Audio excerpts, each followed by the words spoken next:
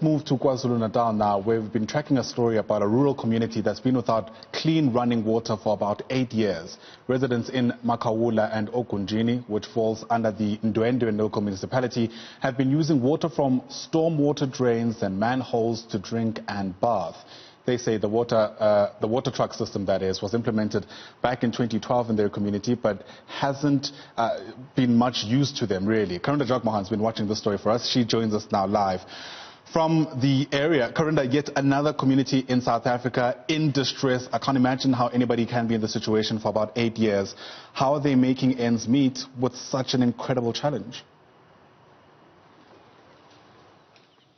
Yes, good morning to you. Well, residents here in Makhawula and Ogunjini have been fetching their water from stormwater drains and manholes. I'm actually at one of the stormwater drains where residents have been fetching their water, and you can take a look at just the quality of the water that's here.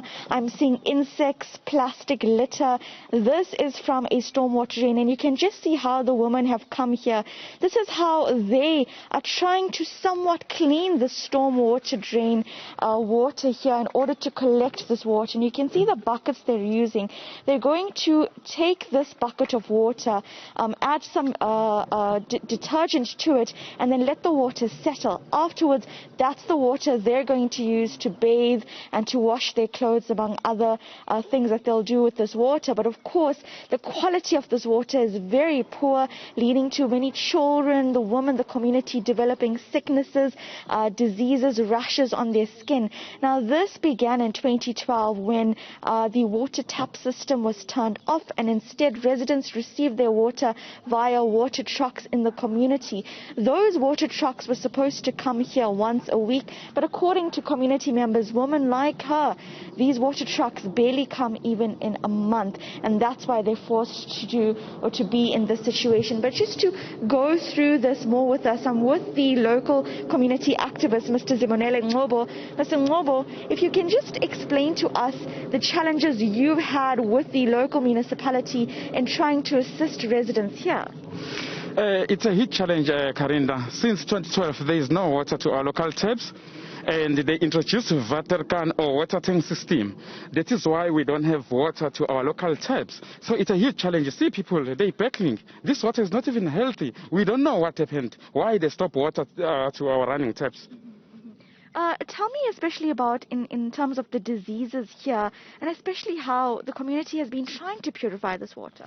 It's a challenge, Karinda. They're using the what you call the jig to ensure the water is clean and ready to drink, but it's not healthy. Even kids is suffering diarrhea, running stomach, just because it's not in a condition. You can't even wash your clothes using this water, Karinda. It's unacceptable.